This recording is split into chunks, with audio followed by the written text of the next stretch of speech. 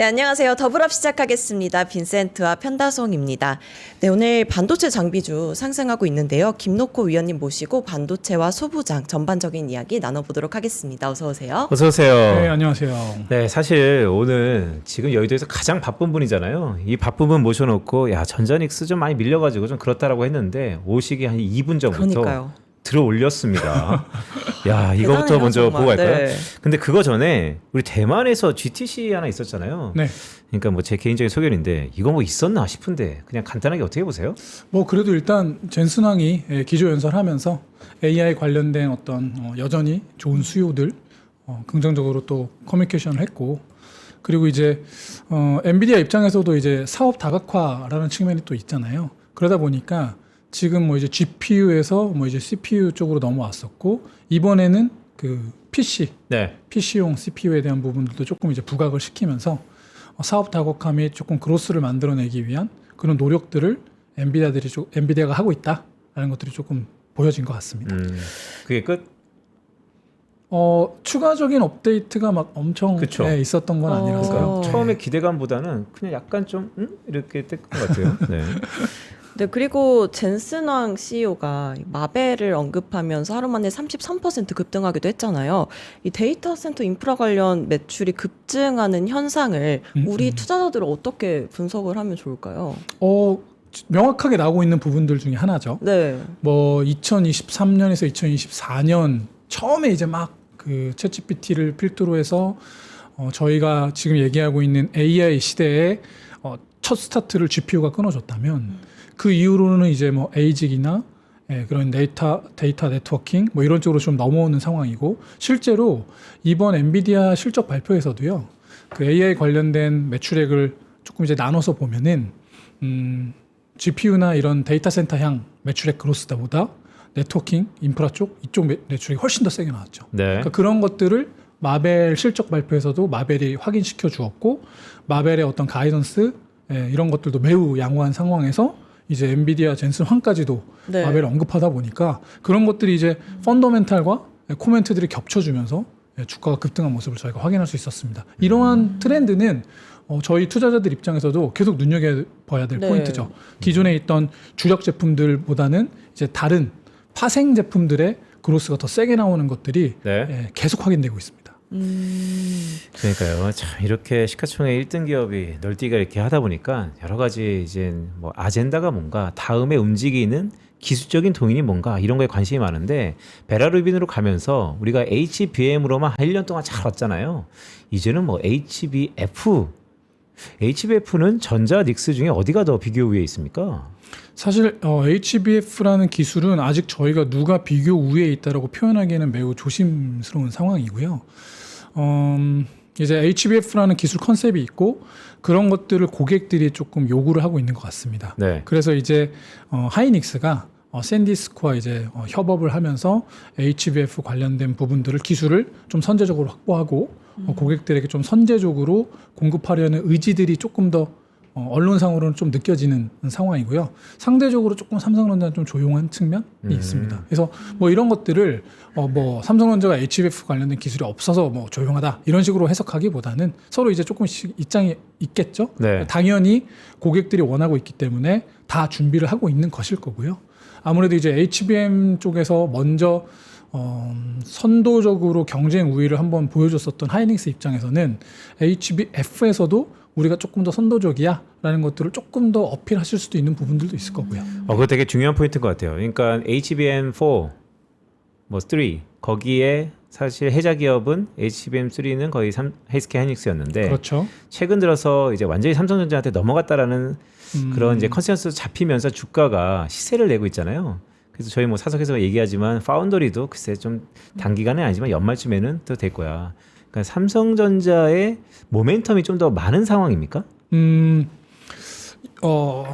모멘텀적인 측면도 분명히 삼성전자가 더 유리한 부분들도 있는 것 같습니다. 뭐 예를 들어 말씀하셨던 대로 HBM4 같은 경우에도 기존의 어떤 하이닉스가 갖고 있던 경쟁 우위가 약간은 좀 완화되는 모습들이 확인되었고, 그리고 뭐 지난주에 HBM4E 같은 경우가 이제 첫 샘플을 뭐 삼성전자가 출하시켰다. 뭐 이런 얘기들도 그러니까요. 있었고요. 예, 그래서 지난 한 2023년에서 2025년 동안 있었던 어떤 HBM 관련된 하이닉스의 경쟁 우위가 지금 시점에서는 조금은 거의 동등한 수준으로 조금 자리 잡은 거 아닌가라고 저희가 이제 밖에서 바라봤을 때는 충분히 그렇게 비춰질 수 있는 부분들이 있는 거기 때문에 네.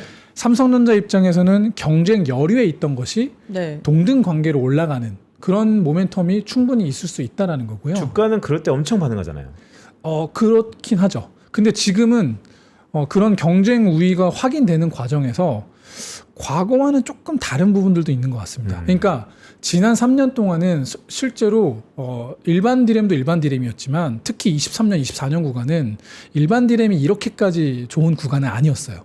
그렇기 때문에 HBM을 잘하는 것이 주가에도 굉장히 적극적으로 반영이 되어 왔습니다. 근데 지금은 HBM 당연히 좋죠. 근데 일반 디램, 우리가 알고 있는 일반 서버 디램, LPDDR 이쪽이 지금 워낙에 좋고 이것 때문에 사실 지금 지난 한 6개월 이상 저희가 실적을 가파르게 상향 조정시켜왔단 말이에요. 네. 그래서 지금 현재 기준으로 보면 일반 디램이 워낙에 업황이 좋기 때문에 HBM 관련된 어떤 그런 뉴스 플로우들이 주가에 적극적으로 반영된다고 해석하기에는 제가 보기에는 약간은 좀 무리가 있는 것 같고 대신에 삼성전자 입장에서는 기존의 어떤 파업 이슈 그리고 제 생각에는 약간 ETF 관련된 그런 수급 이슈들 때문에 상대적으로 조금 너무 소외를 많이 당했습니다. 삼성전자가.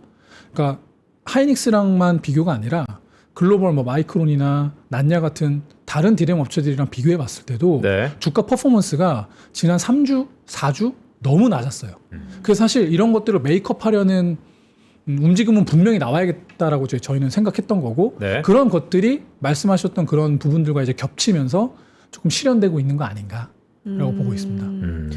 근데 이 젠슨학 CEO가 최태원 회장을 만나서 웨이퍼 생산을 늘려달라고 했고 최태원 회장은 5년 내에 생산 능력 확대하겠다라고 말한 부분이 있잖아요. 이 생산 확대 가능할까요? HBM에? 충분히 가능하죠. 예, 충분히 가능한 상황이고 실제로 지금 하이닉스의 M15X 네. 공장 같은 경우에는 작년 10월에 이제 완공해서 오픈이 되면서 현재 그 디자인 캐파 기준으로 저희가 한 80K 정도 증설이 가능한 공간으로 추정을 하고 있는데요. 그 중에 절반에 해당하는 40K 정도가 지금 투자가 진행 중인 것으로 알고 있고 그래서 이제 장비 업체들이나 이런 업체들의 실적이 좋은 거고 그리고 이제 나머지 잔여 공간 같은 경우에도 원래는 올해 연말께나 투자하지 않을까라고 봤는데 네. 최근 분위기는 조금 좀 앞당겨지는 분위기입니다. 그래서 지금 당장 하이닉스 같은 경우는 HBM 관련된 웨이퍼 투자 자체를 실제로 증설하고 있는 과정을 겪고 있는 거고요. 네. 그리고 나서 내년 2월에 용인팹이 이제 또 오픈이 되잖아요. 네. 물론 이거는 이제 뭐 부지로만 보면 어마무시한 규모입니다. 네. 아마 뭐 250K, 뭐 300K 정도도 될 것 같아요. 물론 이게 한꺼번에 투자는 되지 못하겠죠. 근데 여튼 이제 또 새로운 공간이 생기기 때문에 당연히 이 새로운 공간에 웨이퍼를 증설할 수 있는 여력이 생깁니다. 그래서 최태원 회장님이 언급하신 이 웨이퍼 인풋 증설 관련된 부분들은 로드맵상 충분히 가능하다. 최근에 데이터를 보니까 디램 가격이 네. 한 2월부터 고점 찍고 쭉 내려오다가 한 5월 중순부터 다시 반등을 하는 것 같던데 맞나요? 현물 가격? 현물 가격 말씀하시는 거죠? 네. 한 3월 정도까지 잘 오르다가 4월 좀 하락해서 네. 반등하지 못하고 주춤하다가 네. 한 2, 3주 정도 그러니까 이제 다시 다시 또 오르더라고요. 올라오면서 정고점 수준까지 이제 올라가는 과정을 겪고 있고요. 이거 같은 경우도 아마 제가 지난번에 뭐 당연히 와서 스팟 프라이스 관련된 말씀을 드렸을 텐데 스팟 프라이스는 말 그대로 B2C 중에 B2C 고객들이 가져가는 채널입니다.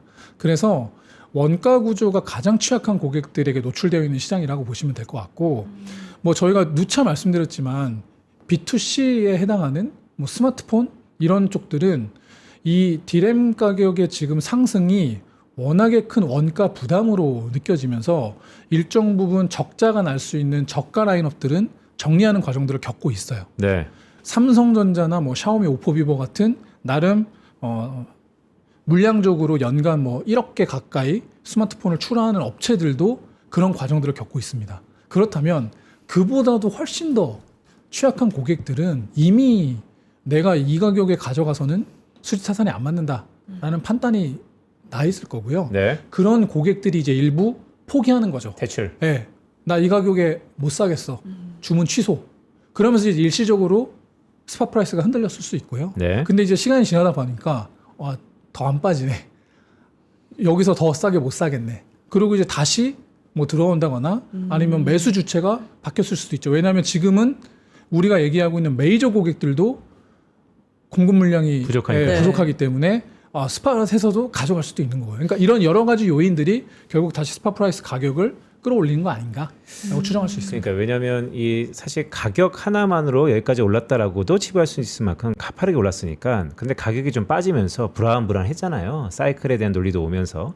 근데 말씀하셨던 것처럼 이제는 엔드 클라이언트에서 퇴출할 사람은 퇴출되고 그냥 가격이 어떤 지지선이 형성되는 듯한 모습이라서 이런 게 곧 7월 달에 있을 2분기 실적 그 이후에도 계속 반영될 거 아닙니까? 긍정적으로. 어떻게 보세요? 네, 저희는 계속 그렇게 보고 있죠. 네, 계속 그렇게 보고 있고, 제가 5월 중순에 이제 하반기 네. 전망 관련된 인덱스 보고서를 작성했었는데요. 네.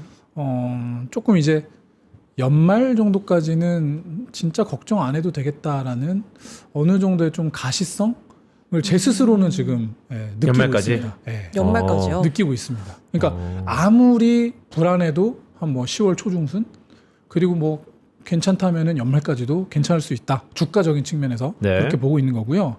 제가 주가를 판단하는 근거는 그냥 명확합니다. 추정치가 계속해서 상향될 수 있느냐 없느냐만 봅니다. 근데 이 저희의 전자닉스의 추정치라 함은 결국 메모리 가격이 저희가 지금 예상해 놓은 가격보다 더 위쪽으로 셋업 될 수 있느냐 없느냐의 싸움이거든요. 네. 근데 제가 보기에는 충분히 제가 지금 추정해 놓은 메모리 가격을 상회할 가능성이 아하. 농후해졌다. 아. 보수적으로 보고 계셨다는 거네요. 얼마입니까? 지금 김덕훈이 지금 얼마예요? TP가? 삼성전자 43만 원. 43만 원에 하이닉스 275만 원이고 네. 275. 네. 근데 그것보다 추정한 것보다 좀 더 업사이드가 열렸다. 추정치가 계속해서 상향 조정돼야 될 것 같습니다. 아. 왜냐하면 제가 가정해 놓은 가격 가정이 네. 보수적인 것 같고요. 네. 근데 이거를 저만 그렇게 가정해 놓은 게 아니라 대부분의 애널리스트 분들이 그렇게 가정해 놨어요. 이거는 제 추정치에 현재 뭐 수많은 한 20, 30개 넘는 그런 증권사들의 어떤 보고서 내에서 제 올해 뭐 연간 영업이익 전망치나 내년 연간 영업이익 전망치가 어느 정도 레벨에 있느냐를 이제 제가 보면 되는 건데 네. 제 기억이 맞다면 한 1주 전, 2주 전 기준으로 제가 탑5 안에 들었었거든요. 아하. 저의 추정치가 네. 현재 나와 있는 보고서 내에서 네. 상위 5손가락 안에 들었었습니다. 근데 지금 바뀌었나요? 근데 저의 가정이 저 스스로도 올려야 될 것 같거든요. 그러니까 탑5 안에 드는 저도 올린다는 얘기는 그 밑에 있는 추정치들도 죄다 올라와야 된다는 얘기인 거죠. 그러니까요. 그래서 되게 중요한 포인트일 것 같아요. 사실 주가가 많이 올랐기 때문에 조정 비슷하게 흘러내리고 약보합이 있을 때 추정치들을 많이 올리잖아요. 애널리스트들이. 그럼 이제 시청자분들이 고민한단 말이죠. 이렇게 내려가는데 그럼 팔아야 되나? 아니 추정치를 믿고 다시 한번 사야 되나? 근데 이제 중장기 시계로 봤을 때 김록호님 되게 오래 보셨잖아요. 일단 연말까지는 좀 편할 것 같다. 네, 그러니까 바꿔 말하면 연말까지도 추정치가 계속 상향되고 있을 것 같다라는 표현을 쓰는 게 더 맞겠죠? 네. 그럼 세네. 지금 들어가도 그러니까. 늦지 않은 거네요. 저는 이제 감 잡았는데. 아닐까요? 네. 근데 오신다 그래가지고 네. 그 전에 우리 편다성 아나운서가 사실 저한테 그런 거 되게 질문했었어요. 작년부터 삼성전자 SK하이닉스 워낙 좋은 바로미터를 주셨지만 소부장 얘기 엄청 했었잖아요. 맞아요. 최근 소부장을 어떻게 봐야 됩니까? 그러니까 오늘 그래도 네. 사실 오늘도 이제 의외로 좀 세게 오르는 부분이 있는데, 그러니까 근 한 1주에서 2주 정도의 어떤 그 소부장들의 주가 움직임은 결국 이제 코스닥과 궤를 함께 할 수밖에 없었는데 네. 좀 실적 펀더멘탈과는 너무 다르게 수급적으로 주가가 너무 하락해버린 게 아닌가라는 생각을 하게끔 만들었었습니다. 이 정도 하락은 과하다. 그렇죠. 그러니까 사실 모든 게 어쨌든 수급이기 때문에 수급을 이길 수는 없겠죠. 근데 그래도 우리가 지금 보고 있는 소부장 업체들의 어떤 펀더멘탈과 그리고 이제 내년, 후년 이 주요 디램 3사 및 파운드리 업체들의 어떤 투자 사이클 이런 것을 고려해 봤을 때는 매우 높은 우상향 가시성을 확보한 업체들이란 말이죠. 근데 단지 이 수급만으로 주가가 너무 많이 빠져버렸었기 사실 때문에 일주일 동안 좀 무서웠어요. 네, 이런 부분들은 분명히 기회로 활용해야 된다라는 생각인 오. 거고 네. 사실 이렇게 펀더멘털 대비 과하게 빠졌기 때문에 아마 오늘 막 대부분의 장비 업체들이 거의 네. 막 상한가 근처에서 가 있는 것도 결국 지난 몇 주간의 움직임이 과했다라는 거를 시장 참여자들도 다 알고 계신 거죠. 그러니까요. 그러면 이런 상황에서 위원님이 커버하고 계신 소부장 종목 중에 탑픽이 어떤 종목인가요? 그렇죠. 저는 뭐 밸류에이션 주구장창 레벨을- 말씀드리고 네. 있죠. 주구장창 말씀드리고 있고 전공정 장비 업체들에 대한 부분들은 너무 가시성이 높다. 네. 그래서 주가도 많이 올랐지만 그럼에도 불구하고 저희의 추정치가 계속 여력이 생긴다. 그래서 저는 전공정 장비 업체를 중심으로 말씀을 드리고 있고 네. 전공정 장비 업체 내에서 상대적으로 제가 보기엔 PER이 좀 여유가 있는 밸류에이션 업사이드 여력이 있는 뭐 테스, VM, PSK 같은 종목들을 저희가 항상 최선호주로 말씀드려 왔었죠. 네. 그러니까 테스 되게 임팩트 있었죠 그때. 네, 그때 저번에 출연하셨을 때 또 테스 뭐 오늘 상한가네? 말씀해 주신 것 같은데. 그러니까 오늘 근데 전공정 장비 업체들이 상한가가 많아요. 아, 오늘 상한가네. 네, 오늘 뭐 원익 IPS, 유진테크도 아마 네. 뭐 네. 상한가 근처 근처에 있을 갔어요. 거예요. 네. 어떻게 된 겁니까 이거? 그러니까 전공정 장비 업체 펀더멘털이 워낙에 좋기 때문에요. 네. 지난 몇 주간의 이 주가 조정을 다들 이제 기회라고 판단하시는 거겠죠. 어제 나왔어야 돼. 그러니까요. 어제 나왔어야 돼. 어제가 휴일 휴일 때 어제 나왔어요. 소중한 투표를 행사하느라고. 네. 아, 좋네요. 네. 아, 네. 이번 주에 반도체 이슈들이 이런저런 게 많잖아요. 그리고 내일도 젠슨왕이 방한을 하고, 그런데 젠슨왕 방한 이후에 이제 어떻게 투자 전략을 세워야 될지 고민이신 분들이 많을 텐데 6월 반도체 투자 전략은 어떻게 가져가야 될까요? 사실 매우 심플합니다. 아 그래요? 그러니까 그래요? 자꾸 이벤트적으로 접근하시려니까 어려운 거예요. 뭐 이벤트가 있어야지 주가가 되고 뭐 이렇게 생각하시니까 어려운 거고요. 그냥 7월 초 삼성전자 잠정 실적 나올 때까지 매주 전자닉스의 추정치가 상향 조정되고 있을 겁니다. 언제 나옵니까? 삼성전자 7월 언제죠? 첫째 주. 7월 보통 오영업일에 나오거든요. 네. 네. 보통 오영업일. 보통 오영업일. 그러면 그럼 약 한 달 정도 네 7월 7일 남은 정도 거네요. 되겠네요. 네. 아마 그 정도 내외에서 나올 겁니다. 날짜 보통 좋네, 그랬거든요. 음. 네. 약간 좀 민감한데 1분기 때보다 더블업 됩니까? 더블업이요? 아, 더블업까지는 세 아닌데. 자리 때까지 좀 그래요? 네. 1분기가 1분기가 제 기억으로 56조, 57조였었던 네. 걸로 기억하고 있고 제 지금 추정치가 100조 언저리니까 네. 더블업에는 조금 부족한 느낌이 그러니까 있네요. 100조를 넘을까 말까에 대해서 주가의 근데 100조 내외 정도는 무난할 것 같습니다. 아하. 물론 이제 상여금이 이제 10.5% 네. 네. 이제 반영이 돼야 되기 때문에 저희들이 이제 추정치를 좀 낮추긴 낮춰야 되는데 지금 제 2분기 디램 가격 가정을 보면 상여금 반영하고 나서도 기존 추정치를 좀 유지할 수도 있지 않을까라는 오. 생각도 드네요. 네. 그 숫자가 매우 궁금합니다. 네. 그러니까요. 7월 그러니까요. 7일이라고 77. 하셨죠. 네. 네. 그쯤에 다시 한번 출연해 주시는 확정은 거죠? 아니고 보통 네. 오영업일이었기 그러니까요. 때문에 말씀드리는 겁니다. 네. 네, 알겠습니다. 오늘 김놓고 위원님과 함께했습니다. 고맙습니다. 고맙습니다. 감사합니다. 오늘 코스닥이 분위기가 좋네요. 네. 네, 정말 오랜만에 보는 코스닥 빨간불이어서. 그러니까 원래 선거 끝나면 네. 뭐 코스닥의 빈집이니까 수급적으로 좀 채우지 않을까라는 기대감도 있었는데 그럼에도 불구하고 오늘 여전히 오늘 김덕호 의원이 잘 말씀 주셨지만 6월달에 반도체 전략은 되게 심플하다. 심플하다. 이벤트에 네. 너무 치우치지 말자라는 말씀도 주셨습니다. 네, 저희는 내일 다시 찾아뵙도록 하겠습니다. 고맙습니다. 고맙습니다.